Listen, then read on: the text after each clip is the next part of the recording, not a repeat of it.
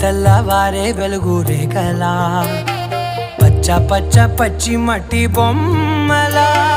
అల్లి బిల్లి వెన్న పాల నురగలా అచ్చ తెలుగు ఇంటి పూల కొమ్మలా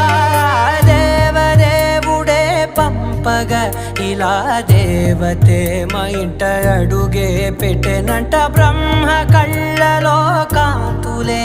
మా అమ్మలా మా కోసం మళ్ళీ లాలి పాడేనంట